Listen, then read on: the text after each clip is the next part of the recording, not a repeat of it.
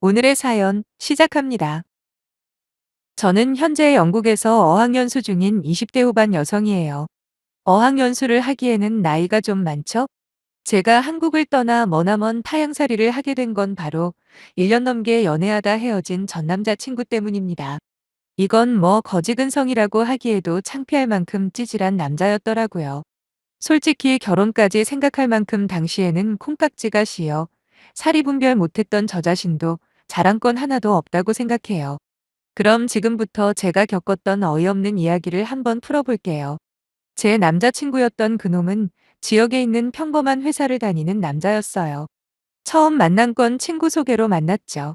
제 친구의 초등학교 동창이었던 남자친구는 저와 같은 나이라고 하기엔 무척 동안에다가 50는 센스가 상당히 뛰어난 훈남이었습니다. 연봉은 4천만 원 조금 안 된다고 하는데 물론 30살도 안 된 걸 감안하면 결코 적게 버는 건 아니라고 생각은 합니다. 하지만 그렇다고 또 엄청나게 성공한 것도 아니지 않나요? 남자친구는 자기 잘난 맛에 사는 경향이 심한 남자였어요.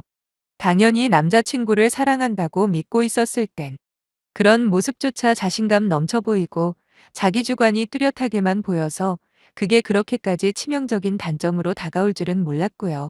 아무튼 남자친구는 은연중에 다른 사람과 비교하는 버릇이 있었고 대부분의 경우에는 자기보다 더 잘 나가는 또래가 아니라 제가 그 비교 대상인 적이 많았습니다. 사실 비교라기보다는 일방적인 충고에 가깝다고 볼 수 있겠네요.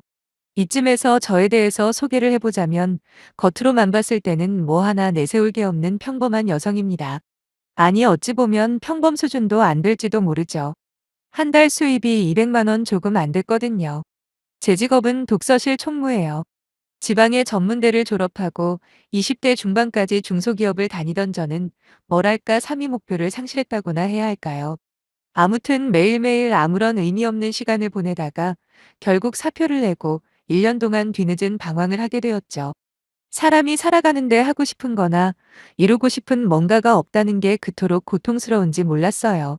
그러다 보다 못한 부모님 때문에 시작한 게 바로 독서실 총무였습니다. 아시는 분은 아시겠지만 독서실 총무 월급이 절대 200만 원이나 될 수 없잖아요. 여기엔 나름 비밀이 하나 있는데 사실 당시 제가 일하고 있던 독서실이 바로 저희 부모님 건물에 있다는 거예요.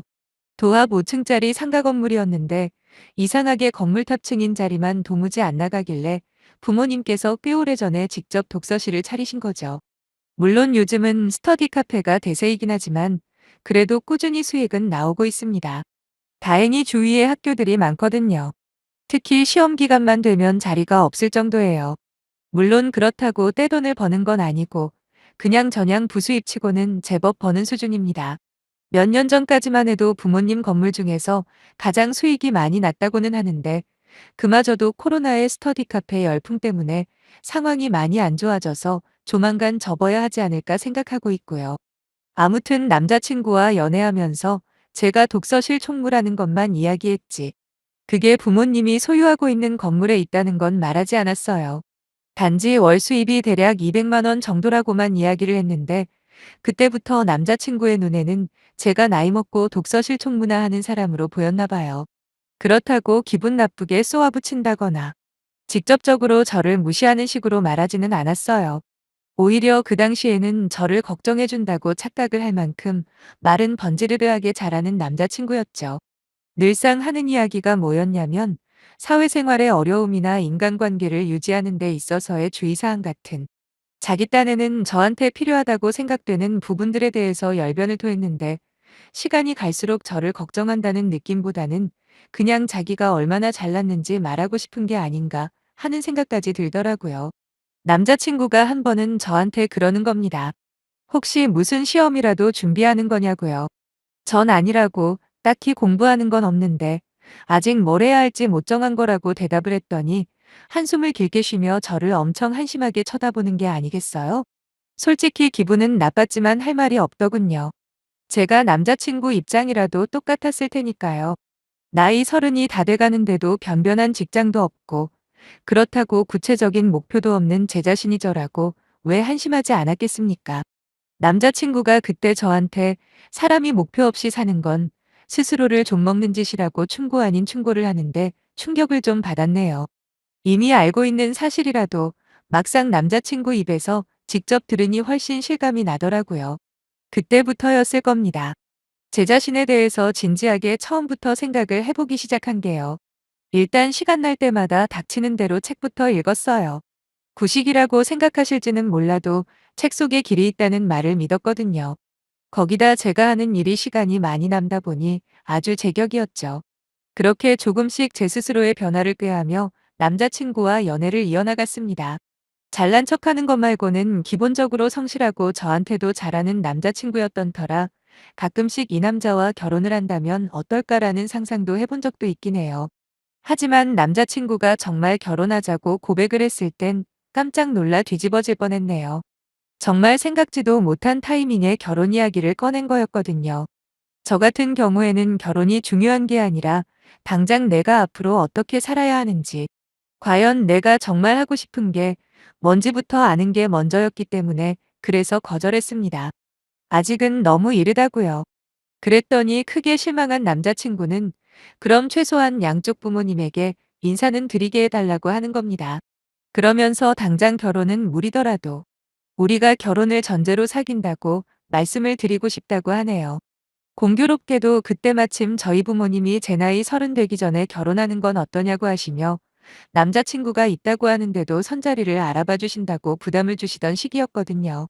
그래서 속으로 잘 됐다 싶어 그 정도는 괜찮다고 대답을 했습니다. 쇳불도 단숨에 빼라고 그날 저희는 헤어지기 전에 양쪽 부모님께 인사드릴 스케줄까지 정해버렸죠. 그때 벼랑간 궁금해지더라고요. 물론 당장에 결혼할 건 아니었지만 과연 남자친구가 결혼 준비는 얼마나 해놨는지가 말이에요. 그래도 결혼하자고 말을 했을 때는 분명히 어느 정도 구체적인 계획이 있을 테고 그게 알고 싶어져 제가 물어봤어요. 결혼 자금은 얼마 정도 생각하냐고 했더니 남자친구가 갑자기 피식 웃는 거예요. 그때는 미처 눈치를 못 챘는데 지금 생각하면 저를 비웃은 게 확실하네요.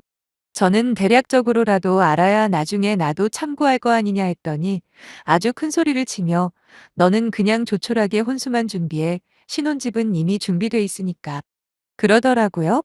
거기다 혼수도 크게 준비 안 해도 된다며 저보고 고시원에서 얼마 버는지 아는데 절대로 부담 주지 않을 테니까 걱정하지 말라는 거예요. 그러면서 다시 한번 제 어깨를 툭툭 치면서 한 번 더 말하더군요. 자기는 이미 오래전부터 집을 가지고 있었다고. 이 정도 준비도 안 하고 결혼하자 했겠냐며 네 남자친구 생각보다 능력 있거든.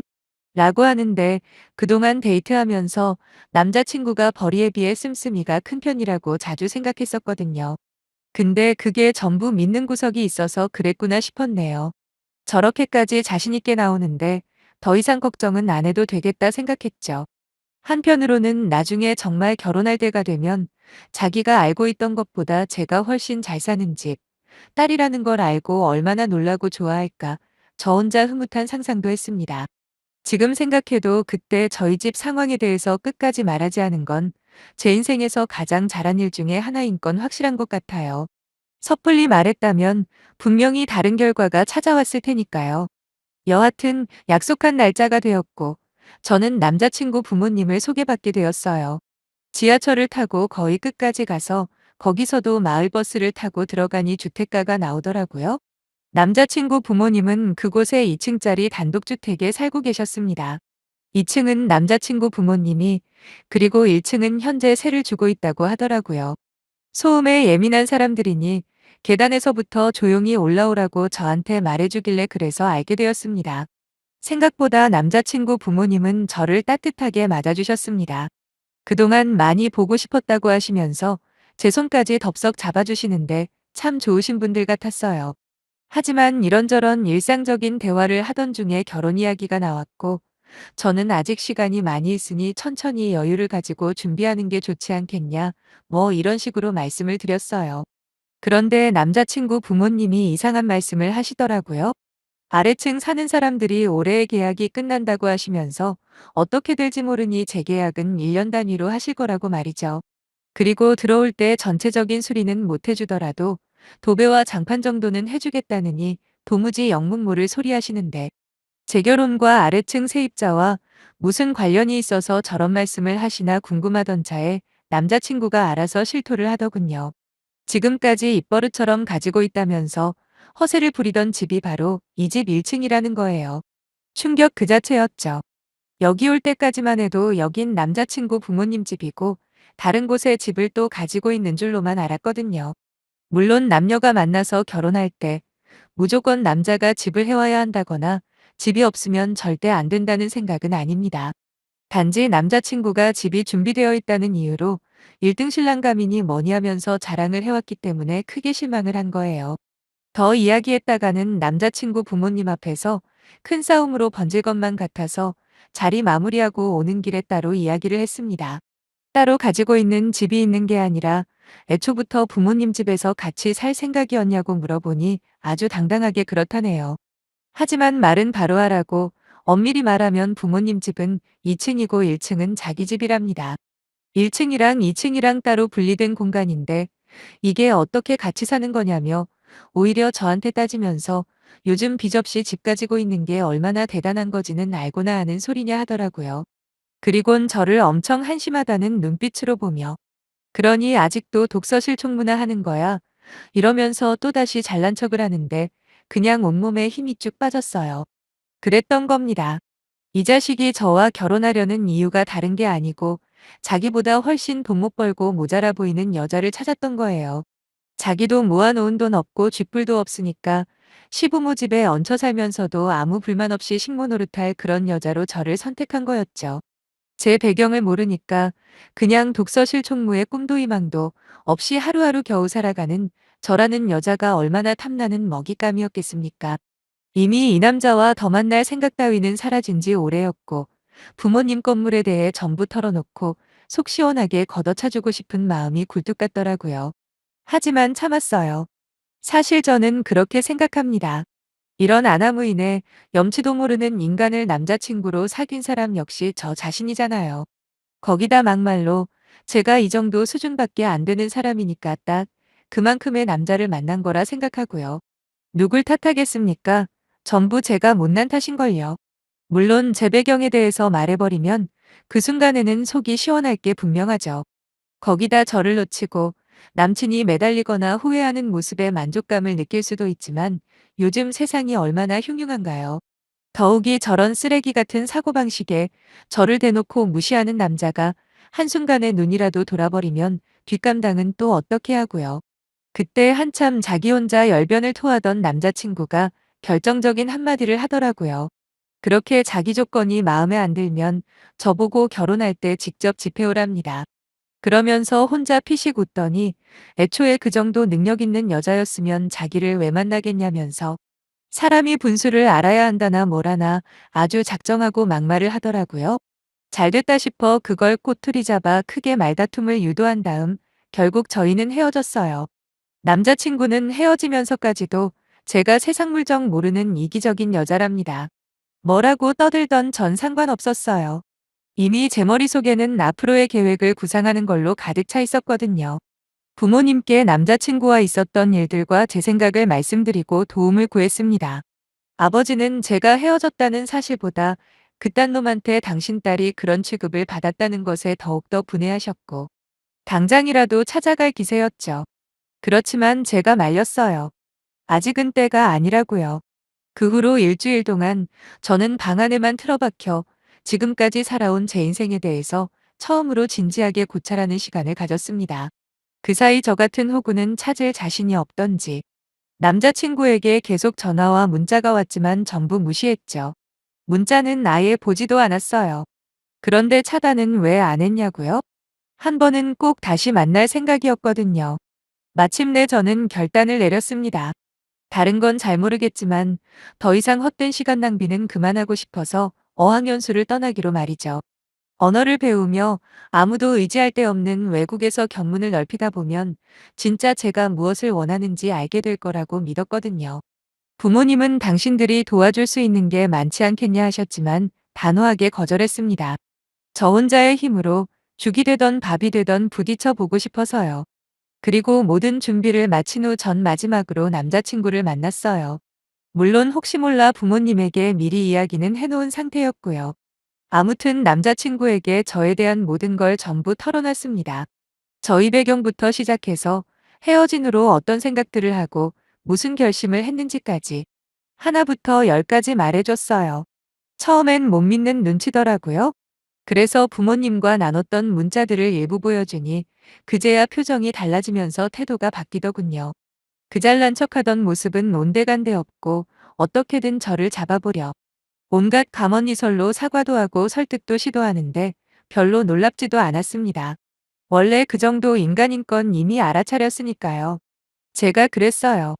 이렇게 얼굴 보자고 한 건 미련이 남아서가 아니다.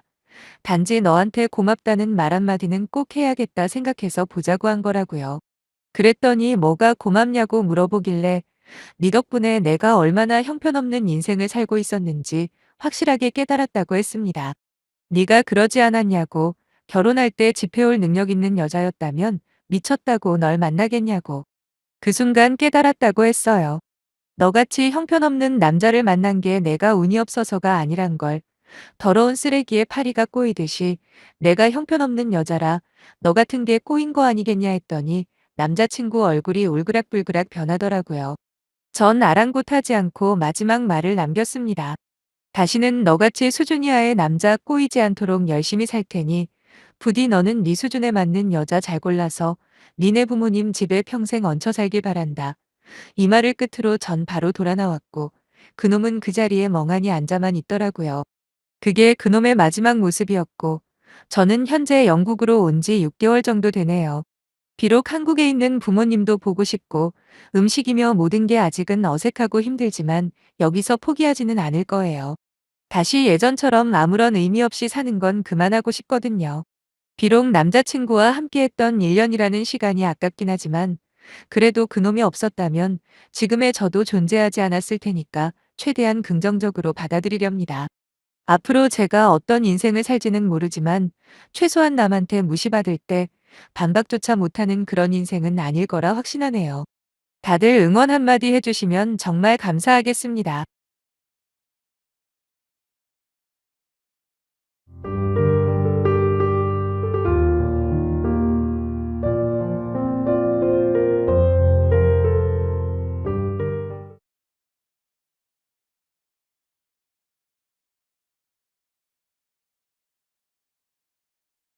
오늘의 사연 시작합니다. 안녕하세요. 저는 음악을 정말 좋아하는 32살 되는 여자예요. 고등학교 때부터 락밴드에서 보컬로 쭉 활동해왔고, 대학교도 실용음악과를 다니면서 가수의 꿈을 놓지 않았는데, 생각보다 이쪽에서 자리 잡기가 무지 힘들더라고요. 다행히 저희 친정은 좀 사는 편입니다. 그러니까 제가 집안 형편 걱정할 필요 없이 하고 싶은 거에 매진을 할 수 있었겠죠? 아빠는 대학 교수세요.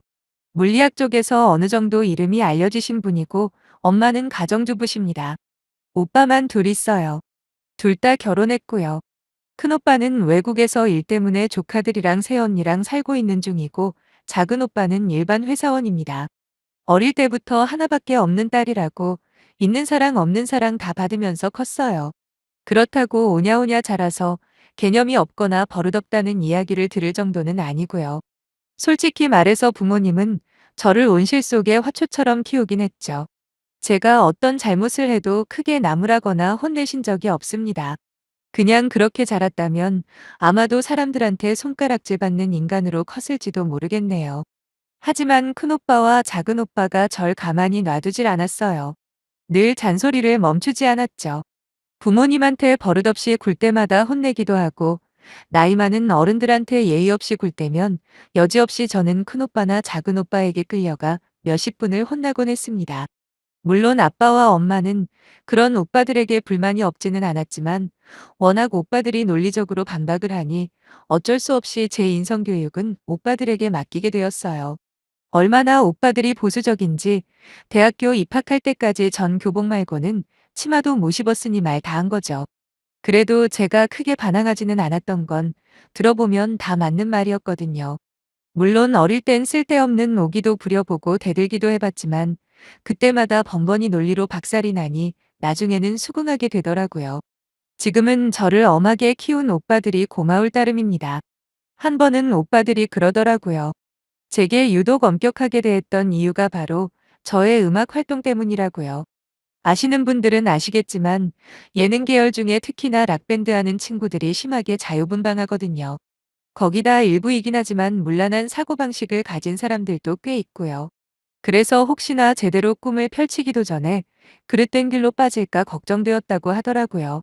그래서 오빠들이 심하다 싶을 만큼 제게 간섭도 많이 하고 잔소리도 많이 했다고 하길래 그때는 사실 원망도 많이 했었지만 이제와 돌이켜보니 정말 잘한 일인 것 같다며 오빠들에게 고맙다 했습니다. 아무튼 여기까지가 제가 자라온 환경 이야기고요. 20대 후반까지 저는 부단히도 성공하기 위해서 노력을 했어요. 홍대에서 밴드 활동도 꾸준히 하면서 제 생활비는 제가 벌어야겠다는 원칙이 있었기에 보컬 레슨 알바도 중간중간 쉬지 않으면서 치열하게 살았네요.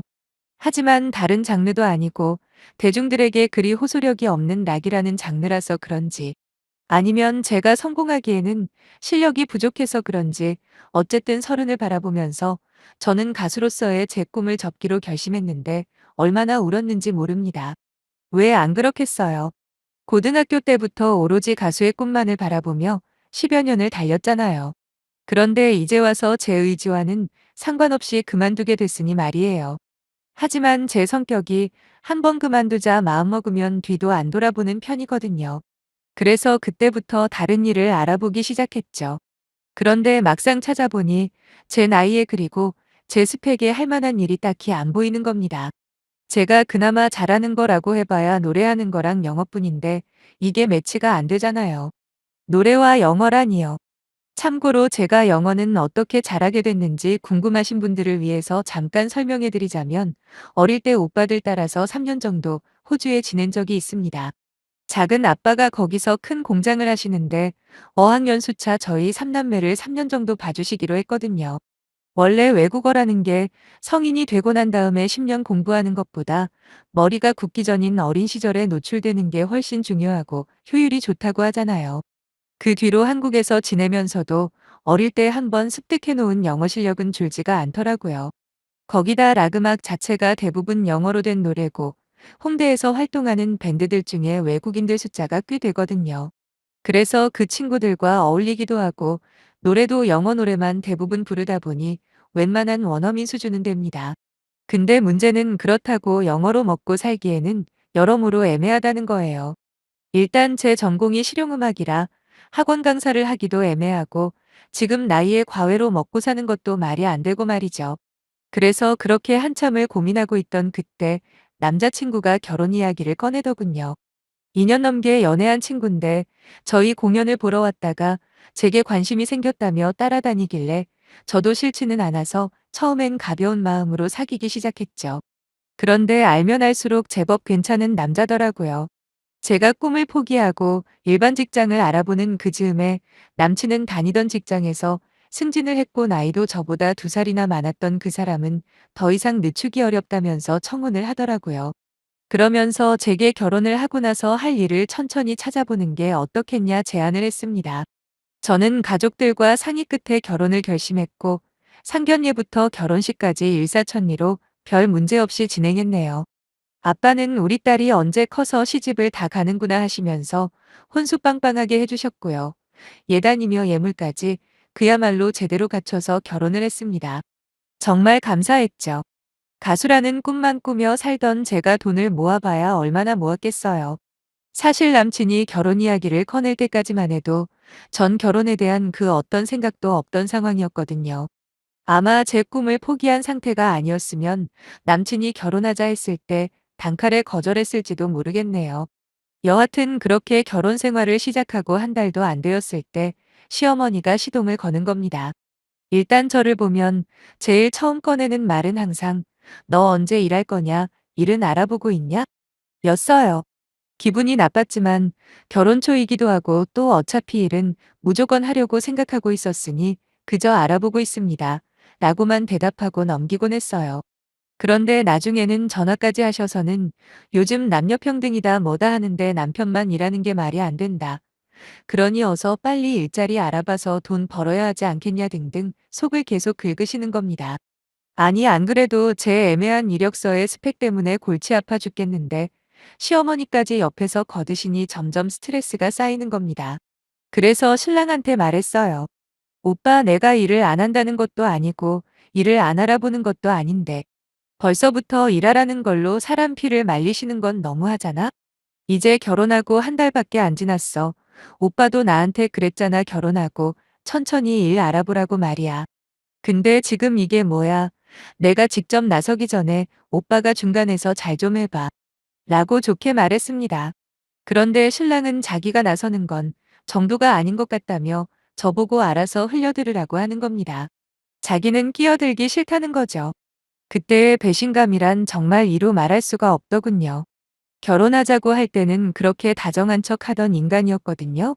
결혼하고 제대로 된 일자리 찾을 때까지 집에서 푹 쉬어도 된다는 식으로까지 말하면서 사람 꼬셔놓고 이제와 시어머니가 난리치는 건 모른 척 하겠다니 저는 더 이상 말 썩고 쉽지도 않고 다른 대안이 있는 것도 아니고 해서 그냥 편의점 아르바이트라도 시작했습니다. 알바하면서 보컬 레슨 자리도 알아보고 영어 과외 전단지도 돌리면서 지냈는데 진짜 웃긴 게 편의점에 다니기 시작하면서 시어머니의 잔소리가 딱 그쳤다는 거예요. 무슨 일이던 하기만 하면 시어머니 기준에는 문제가 없다는 소리죠. 신랑의 월급은 세금 제하고 400 중반으로 벌이가 괜찮은 편입니다. 그렇다고 제가 돈을 막 쓰는 사람도 아니고 또 그럴 수도 없고요. 왜냐하면 신랑이 경제권을 손에 쥐고 있으면서 저한테는 생활비만 딱 주고 나머지는 자기가 알아서 적금 들고 투자하고 그러거든요. 어차피 저도 나중에 일을 하게 되면 돈을 벌 텐데 그 돈은 제가 전부 관리할 계획이어서 그때를 생각하고 신랑한테 그러라고 했습니다. 근데 편의점 알바를 하면서 잠잠해졌던 시어머니의 잔소리가 다시 시작된 건 얼마 지나지 않은 어느 날의 사건 때문이었는데 그날 시골에서 가져오셨다며 딱 봐도 상태가 좋아 보이는 굴비를 가지고 오신 겁니다. 맛있긴 맛있더라고요. 분위기 좋게 식사를 마치고 남편이 자연스럽게 설거지를 하러 싱크대 앞에 섰자마자 뒤에서 시어머니의 불호령이 떨어지더군요. 지금 뭐 하는 거니? 밖에서 힘들게 돈 벌어오는 남편한테 설거지 시키는 법이 어디 있어? 혹시 다른 집안일도 시키는 거 아니야? 하면서 저한테 막 뭐라고 하시는데 저도 기분 나빠서 한 소리 했습니다. 매일 하는 것도 아니고 가끔씩 저 힘들 때만 도와주는 건데 그게 뭐가 잘못된 거냐 하면서요. 그랬더니 시어머니는 더욱더 화가 나셔서는 네가 힘들긴 뭐가 힘드냐. 꼴랑 돈 같지도 않은 돈 벌어오면서 유세 떠는 거냐. 그 돈 벌어서 누구 코에 붙일 거냐 등등 진짜 미리 준비라도 하신 것처럼 쉬지도 않고 저를 몰아세우는 겁니다. 그런데도 신랑은 멀뚱멀뚱 보고만 있고 아무것도 안 하더군요. 진짜 그 어떤 행동이나 말도 안 했어요. 그날 저는 처음으로 짐 싸서 친정에 갔네요. 아빠와 엄마는 당연히 난리가 났습니다. 어차피 제 일이니 그동안 웬만한 건 다 숨기고 말씀 안 드렸거든요. 결혼하고 편의점 다니는 것도 말 안 했고 시어머니가 일 안 한다고 사람 취급 안 하는 것도 말 안 했습니다. 저 혼자 해결하려고 했죠. 괜히 말해봐야 걱정만 끼쳐드린다고 생각해 아무 내색하지 않고 연락 오면 잘 지낸다고만 했는데 그래서 더 충격이 크셨나 보더라고요. 평소 점잖기로 소문난 아빠는 당장 찾아가서 가만히 안 둔다며 난리를 치셨고 엄마는 저를 붙잡고 울기만 하셨습니다. 다음날 신랑이 저 데리러 친정으로 찾아와서 싹싹 빌더라고요. 몇 시간 동안 훈계를 하신 아빠가 마지막으로 기회를 준다고 하셨어요. 한 번만 더 이딴 말도 안 되는 짓거리를 하거나 그걸 가만히 보고만 있는다면 그냥 이혼시킬 거라고 말하시며 제게도 엄중하게 경고하셨죠. 사돈네가 그렇게 돈 때문에 난리시니 매달 200만 원씩 제게 주신다고요. 그러면서 당장 편의점 알바 때려치우고 딱 1년 안에 자격증도 따고 뭐든지 취업에 도움이 될 만한 거 다 준비해서 제대로 된 직장 잡으라고 하신 아빠는 그때까지 절대 아이도 가지지 말라고까지 하셨네요. 신랑이 옆에서 볼멘 목소리로 아이 문제까지 간섭하시는 건 선 넘으시는 것 아니냐 했다가 괜히 된 소리 한 번 더 듣고요. 그렇게 대충 마무리가 되는가 싶었는데 며칠 후 외국에 있는 큰오빠가 전화를 했더라고요. 아마도 엄마한테 제 이야기를 들었나 봐요. 전 또 엄청나게 야단을 들을 각오를 하고 있었는데 오빠는 의외로 괜찮냐며 다정한 목소리로 저를 달래주는 거 아니겠어요? 평생 봐왔던 엄하기만한 큰오빠의 모습이 아니라서 얼마나 어색하고 당황했는지 모르겠네요. 그러면서 저한테 연락처 하나 보내줄 테니 당장 만나보라고 하는 겁니다. 오빠네 회사의 주거래처의 전화번호였는데 자기가 이미 마련해놨다면서 거기에 통역 겸 회의를 맡아서 진행하는 자리가 비었다고 저보고 한번 해보라더라고요. 처음엔 거절을 했어요. 그렇잖아요. 그냥 영어 통역도 자신이 없는데 회의를 진행하라니요. 거기다 무슨 업무인지도 모르는데 안 그래요? 그래서 저는 계속 거절했더니 오빠는 화를 내면서 분하지도 않냐고 하는 겁니다. 처음 기회는 자기가 줄 테니 무조건 부딪혀보라던 오빠는 모르는 게 있으면 쪽팔리더라도 그때그때 물어보고 시간 날 때마다 짬짬이 영어 공부, 업무 관련 공부 등 이악 물고 따라잡아서 무조건 그 회사에 버티라고 하더군요. 우리나라에서 연봉이나 복지 쪽으로는 둘째가라면 서러울 정도로 좋은 회사니까 어찌됐든 간에 나 죽었어 하고 버티기만 하라며 거의 1시간 가까이 설득을 하길래 결국 저는 없는 용기도 내보기로 했죠. 그리고 신랑에게 말했습니다. 근데 웃긴 건 신랑도 그 회사에 대해서 어느 정도 들은 바가 있는지 저보고 무조건 일주일 안에 잘릴 거라며 비웃더군요. 거기다 더 황당한 건 시어머니까지 제게 내 평생에 낙하산으로 들어간 인간치고 제대로 된 인간 못 봤다. 들어보니 대기업 수준이라던데 네 주제에 무슨 대기업이야. 이렇게 비아냥거리며 온갖 저주를 퍼붓는데 순간 전 바로 신랑을 노려보며 물어봤어요. 내가 볼 땐 지금 오빠가 끼어들어야 할 타이밍 같은데? 라고 말이에요. 분명히 저희 집에 와서 미안하다고 빌면서 약속한 게 이런 상황이 발생했을 때 중간에서 가만히 있지 않고 나서서 중재한다고 한 거잖아요. 그런데 신랑은 그런 약속을 언제나 했냐는 듯이 끼어들긴 뭘 끼어들어 엄마가 틀린 말 한 것도 아닌데 라는 겁니다.